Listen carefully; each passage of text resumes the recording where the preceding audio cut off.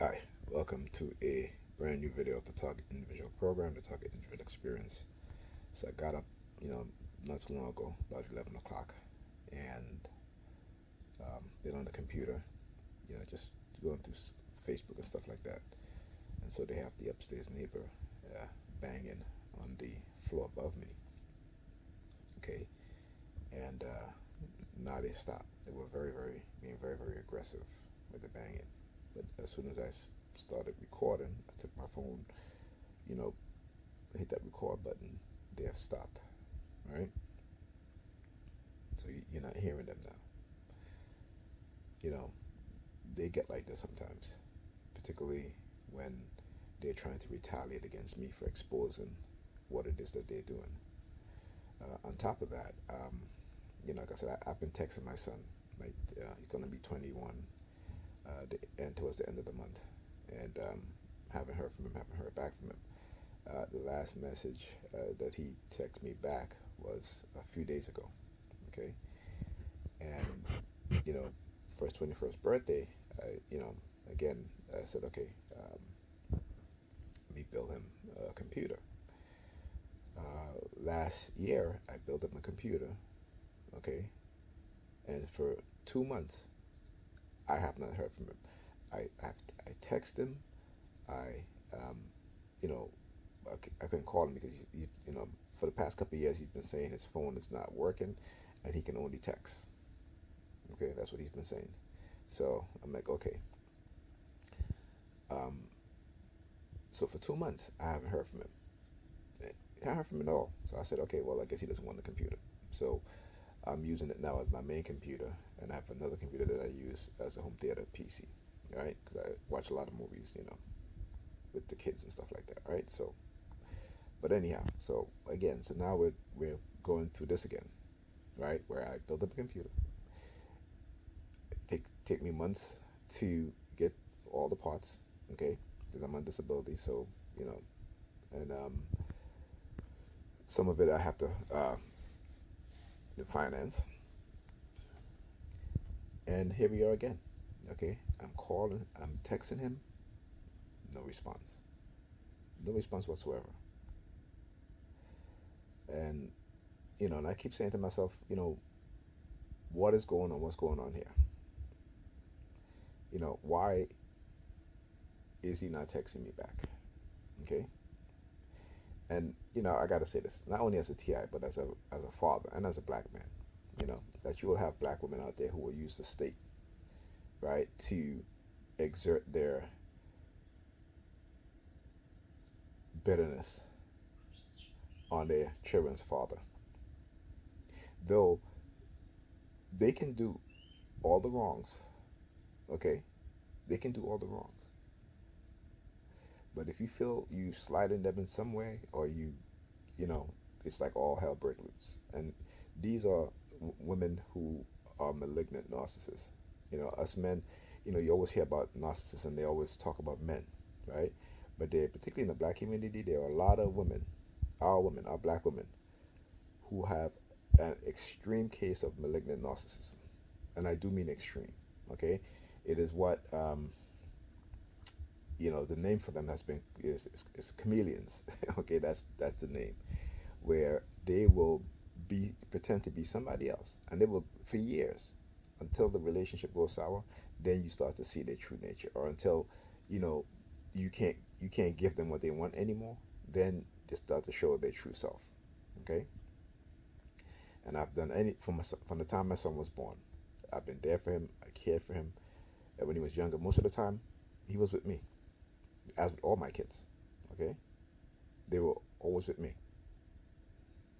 Okay, so you can't be upset when you're the one that broke things off and things doesn't work out the way you think in your head it should work out. So this is what, like I said, just as black men and also as a TI, I deal with a lot. It's a double-headed sword that as a black man and being a TI. Okay, on top of that, being a black father. Okay, and you're dealing with malignant narcissistic people or women. All right, and like I said, no one ever talks about that, about how a lot of these women have an extreme case of malignant narcissism. And they will use your children, their children, damage them,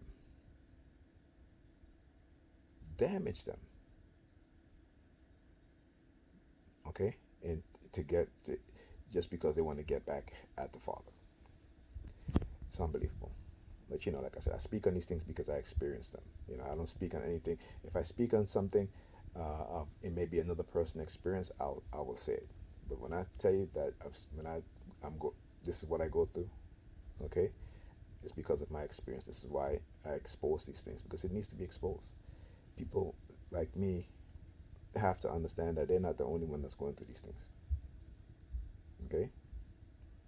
And these are all purposely done. Purposely done.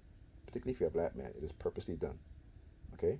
You have white supremacists operating in the shadows, manipulating things, particularly manipulating black women and men. Now you start to see a lot of these rappers getting arrested, being charged with RICO laws. Okay? You ever see the white KKK, the white supremacist organization? Any one of them been charged with RICO laws in the United States? Has the FBI gone after why is the FBI going after rappers? You know what I'm saying? These are things I think about. A lot of Negropeans, and I call them Negropeans because they have a Eurocentric way of thinking. They are Europeans, which they just have black skin. So they view these young rappers in the same light as the white supremacists. These young men are making money, millions of dollars. They're becoming millionaires. And you have some types of white people that don't want them to live in their neighborhood. They don't want them to be driving around in nice cars. They don't want them to have millions of dollars.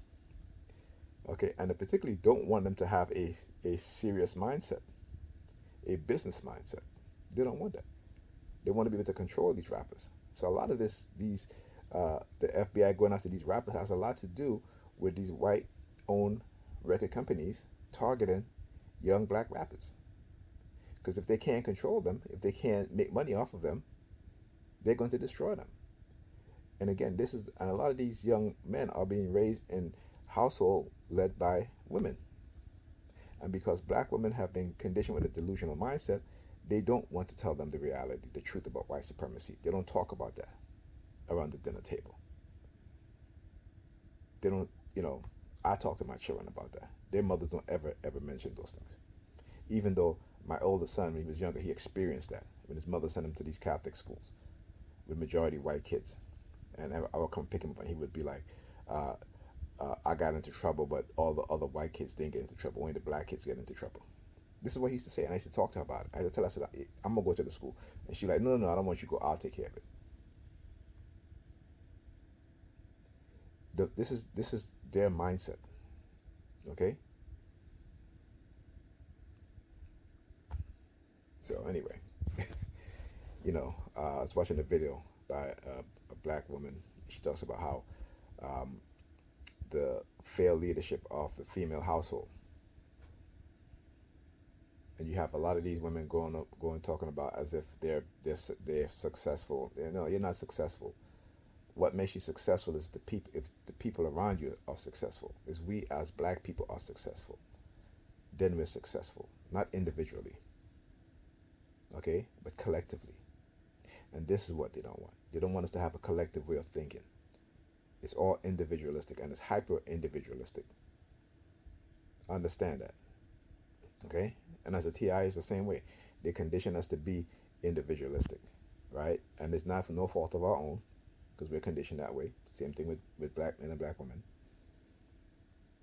This is why, we can't get together as groups, because we're so psychologically damaged. It's hard for us. Okay? So when I speak about these things, like I said, when things happen to the black community, eventually it'll, find its way to other communities. Anyway, I'll talk to you guys in the next video.